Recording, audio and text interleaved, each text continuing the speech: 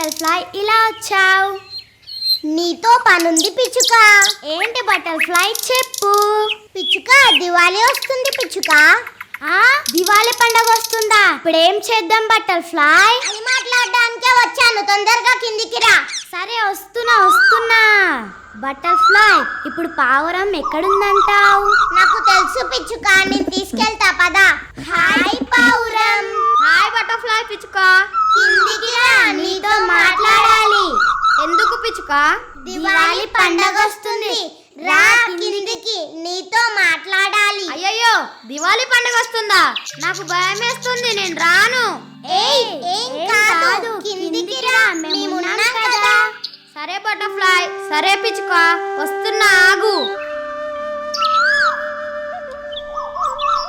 Hi కాకి. Hi కాకి. Hi పిచ్చుక. హాయ్ పావురం. కాకి కిందికి రా, నీతో ఒక విషయం మాట్లాడాలి. రా. కావ్, కావ్, కావ్, కావ్. హాయ్ పిల్లి. Hi butterfly. ఏంటి అందరు కలిసి కట్టుగా వచ్చారు? నాతో ఏమైనా పనుందా? నీతో ఒక ఇంపార్టెంట్ విషయం మాట్లాడాలి. ఏంటి ఆ ఇంపార్టెంట్ విషయం? నువ్వు కిందికి రా, చెప్తా. సరే వస్తున్నా. ఏంటి చెప్పండి. దివాళీ పండగ వస్తుంది పిల్లి, దానికోసమే మీటింగ్ అరేంజ్ చేశాం. దివాళీ పండుగ? అయ్యయ్యో, కావ్ కావ్, నాకు వణుకొస్తుంది. కీచ్ కీచ్, నాకు భయం వేస్తుంది. నాకు ఏడుపు వస్తుంది. బో బో, నాకు రోడ్డు మీద ఎలా పడుకోవాలో అర్థమైతలేదు. మీరందరు ఇంత భయపడుతున్నారు, కానీ నేను చాలా చిన్న ప్రాణిని, నేనెంత భయపడాలి? ఏం కాదులే బటర్ఫ్లై, మనం అందరం ధైర్యంగా ఉందాం.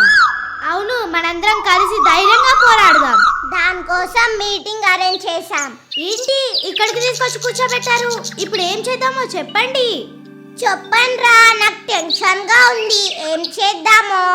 నాకు కూడా టెన్షన్ గా ఉందిరా. అదే నేను ఆలోచిస్తున్నాం. నా కుటుంబంలో అందరూ చనిపోయారు పోయిన దివాళీకి. నేను ఒక్కనే మిగిలాను నా కుటుంబంలో. ఎవరు బ్రతుకుతారో ఎవరు చనిపోతారో అని భయం వేస్తుంది. ఇప్పుడు ఏం చేద్దాం? మనందరం కలిసి ప్రకృతి మాత దగ్గరికి వెళ్దాం. ప్రకృతి మాతని మనల్ని కాపాడుతుంది. పదండి, వెళ్దాం. పదండి. ప్రకృతి మాత, నువ్వే మమ్మల్ని కాపాడాలి. ప్రకృతి మాతకి జై! ప్రకృతి మాతకి జై!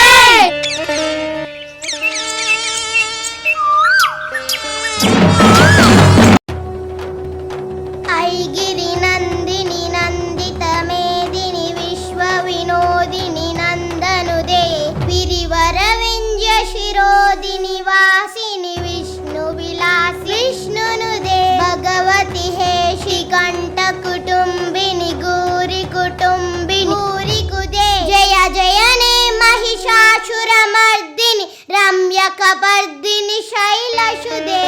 ఓం శాంతి శాంతియే నమః. అమ్మా భవాని లోకాల మేలే ఓంకార రూపవమ్మ, తల్లి నీ మహిమల్ని చూపవమ్మ. ఏంటి అందరూ కలిసికట్టుగా వచ్చారు? ఏంటి చీతకొక చిలుక చాలా రోజుల తర్వాత వచ్చావు? ఏంటి విశేషం? అమ్మా ప్రకృతి మాత, దీపావళి పండుగ వస్తుంది కదమ్మా, అందుకే వచ్చాం. ఓ, అందరూ దీపావళి పండుగ చేసుకోవడానికి వచ్చారా?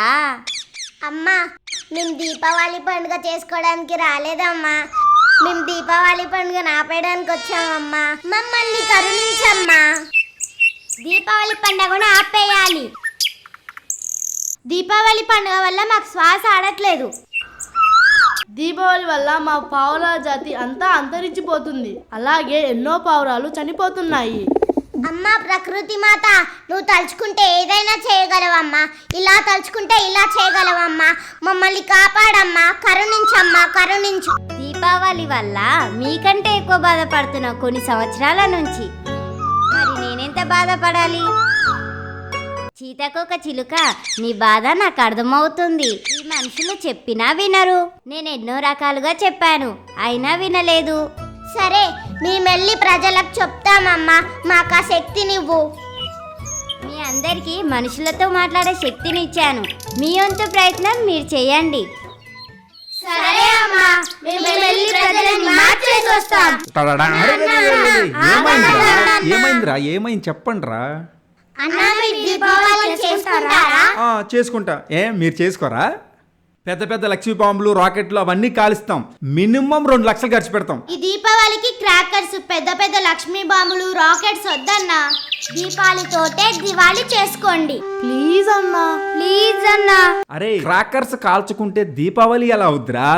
అరే క్రాకర్స్ కాల్చవలసిందే, దివాళీ చేయవలసిందే. అరే తప్పకుండా దివాళీ చేసుకోవాలి. టైం అయిపోతుంది. తప్పకుండా.